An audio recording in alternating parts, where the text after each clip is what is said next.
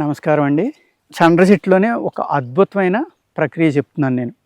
ఎవరికి అంటే ఒబెసిటీ కోసం లక్షలు ఖర్చు పెడుతున్నారు. ఎన్నో తిప్పలు పడుతున్నారు. ఎన్నో ఎక్సర్సైజులు చేస్తున్నారు. ఆహారం తినటం మానేస్తున్నారు. కానీ అదంతా తప్పండి. ఆహారం తినటం మానేసినంత మాత్రాన ఒబెసిటీ తగ్గదు. అర్థమైంది కదండి. హై ప్రోటీన్ తింటే తగ్గొచ్చు. ఓన్లీ హై ప్రోటీన్, ఇంకేం తినకుండా. అతి తక్కువగా కార్బోహైడ్రేట్ అంటే 10% రైస్ లాంటివి తిని 90% మిగిలిన మిల్లెట్స్ లాంటివి మాంస పదార్థాలు అన్నీ తినేవాళ్ళు అయితే అటువంటివి తిన్నవాళ్ళకి చాలా తొందరగా తగ్గుతుంది. అంతే తప్ప ఫుడ్ మానేస్తే, అన్నం మానేస్తే ఒక్క పూటే తింటున్నాం రోజుకి, మాకు ఒళ్ళు తగ్గట్లేదు అంటారు. మీరు ఎంత తిన్నా కూడా మీ బాడీని ఇలా పెంచేయడానికి మీ బాడీలో కొన్ని రకాల బ్యాక్టీరియాలు ఉంటాయండి. ఆ బ్యాక్టీరియాల వల్ల ఒబెసిటీ అనేది వస్తుంది. అర్థమైంది కదండి. ఆ బ్యాక్టీరియాని చంపాలి అంటే ఈ చండ్ర చెట్టు అద్భుతమైన ఫార్ములా చెప్తున్నా. దీని మొదల తవ్వుకుని ఈ లావు వేరు చూసుకోండి. అంటే మన ఈ ఏలు కన్నా లావుగా ఉన్న వేరు చూసుకోండి. దాన్ని క్రాస్గా కట్ చేయండి ఇలాగా బయటికి. ఆ వేరు నీట్గా కడిగేసి దాని ఒక కొత్త పిడతలోకి తొడగండి. ఆ వేరుని తొడిగి పైన మూతి కట్టేయండి ఒక గుడ్డతోటి.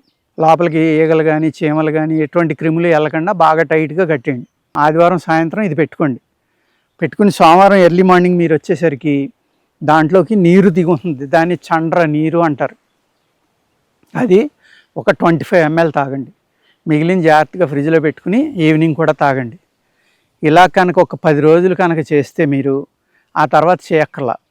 అర్థమైందండి. ఎక్కువగా తాగేయద్దు. ఇది తాగడం వల్ల చెప్పాను కదా, ఏది కవిరి తినటం వల్ల ఎలా లివర్ కిడ్నీ ఎఫెక్ట్ అవుతాయో అలాగే దీనికి కూడా ఎఫెక్ట్ అవుతాయి. అందుకేంటంటే ఈ నీరు తాగాక దీన్ని చెడు లేకుండా ఉండాలంటే 1-2 తమలపాకులు తినండి, ఒక గంట ఎంతో గ్యాప్ ఇచ్చి. ఆ నీరు తాగితే మీరు అలాగ 10 రోజులు అప్పుడప్పుడు నెలకు ఒకసారి ఒక 3 నెలల్లో 4 నెలల్లో కనుక తాగితే మీరు బ్రహ్మాండంగా తగ్గిపోయి చక్కగా తయారయ్యి ఒబెసిటీ కానీ స్థౌల్య రోగం, మేధో రోగం 2 రకాలు మేము చెప్పేది. కొంతమందికి బాగా దూది పొంగినట్టు పొంగి ఊగుతూ ఉంటాయి, నడుస్తూ ఉంటాయి. అర్థమైంది కదండి. అది స్థౌల్యం అంటాం. అలా కాకుండా గట్టిగానే ఉండి మధ్యలో బాగా లావ్ అయిపోతారు, వెయిట్ కూడా ఎక్కువ ఉంటారు, అది మేధో రోగం అంటాం. ఆ రెండాట్ల మీద కూడా ఇది చాలా చక్కగా పనిచేస్తుందండి. కానీ ఈ ప్రక్రియ చేయాలంటే మీరు చాలా ఇంట్రెస్ట్గా జాగ్రత్తగా చేయాలన్నమాట. అంతే తప్ప ఏదో ఈ శ్రమ అంతా ఎవరు పడతారులే అంటే శ్రమ పడకపోతే మీకు ఏది ఫలితం రాదు. అర్థమైంది కదండి. శ్రమ పడాలి, జాగ్రత్తగా వాడుకోవాలి. దాన్ని వాడుకుంటేనే మీకు మేధో రోగం కానీ స్థౌల్య రోగం కానీ ఒబెసిటీ అంటాం కదా ఇంగ్లీష్లో, అది తగ్గిపోయి మీకు చక్కగా సుందరంగా తయారవుతారు.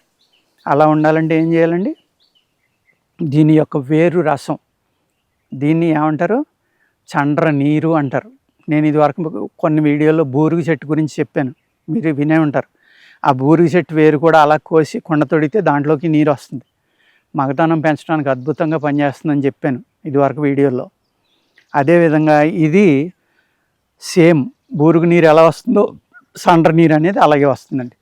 కానీ ఇది ఏం చేస్తుందంటే మీకు స్థౌల్య రోగం, మేధో రోగం ఈ రెండాట్ల మీద పనిచేసి చాలా అద్భుతంగా మీరు ఒబెసిటీ అనేది తగ్గుతారండి.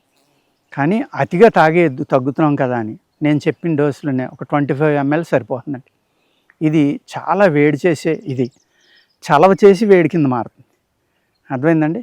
అంచేత మీ కిడ్నీ లివర్ ఎఫెక్ట్ అవ్వకుండా మీరు శరీరాన్ని పరిశీలించుకుంటా, బాగుంది నాకు తాగినా ఏమీ ఇబ్బంది లేదని చూసుకుంటా జాగ్రత్తగా తాగండి. వేడి చేస్తే కనుక షుగర్ లేని వాళ్ళు అయితే పటిక బెల్లం నీళ్ళు, లేకపోతే పటిక బెల్లం వేసుకుని కొబ్బరి వాటరు, కొబ్బరికాయ నీళ్ళు ఉంటాయి కదా అవి, లేకపోతే బార్లీ జావ పెట్టుకుని అందులో పటిక బెల్లం వేసుకుని ఇలాగ చలవ చేయడానికి ఏదో ఒకటి చేసుకుని జాగ్రత్తగా వాడుకోండి.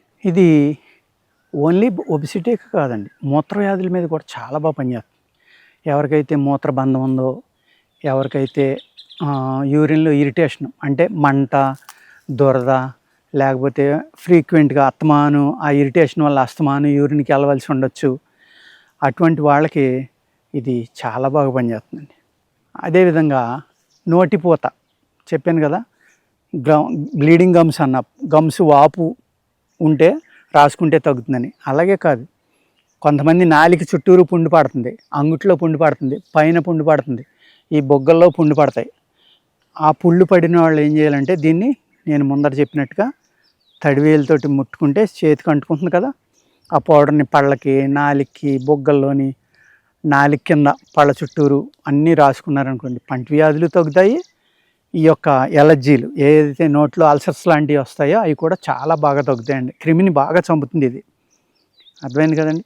బ్లీడింగ్ గమ్స్, పస్ గమ్స్ అంటే పసుకారే గమ్స్ తగ్గినాయి అంటే ఇంక అన్నీ తగ్గుతున్నాయి కదా. ఎన్ని రకాలుగా ఉపయోగపడుతుంది ఇది? నోట్లో అల్సర్స్కి పనిచేస్తుంది, బ్లీడింగ్ గమ్స్కి పనిచేస్తుంది, అదే పసుకారే వాటికి పనిచేస్తుంది, నోట్లో పుళ్ళు తగ్గుతున్నాయి, పళ్ళు గట్టిపడుతున్నాయి, అనేక రకాల ఉపయోగాలు అనమాట. అందుకు దీన్ని నోట్లో ఏదొచ్చినా కూడా ఇంట్లో ఉంచుకుని సింపుల్గా దాన్ని తడివేలు కంటించుకుని తోముకోండి. ఓకేనండి. ఈ రకమైన ప్రయోగం కూడా మీరు చేసుకుంటే ఇంకా బాగా దీన్ని మీరు ఉపయోగించుకోవచ్చు అనమాట. ఓకేనండి. నమస్కారం అండి.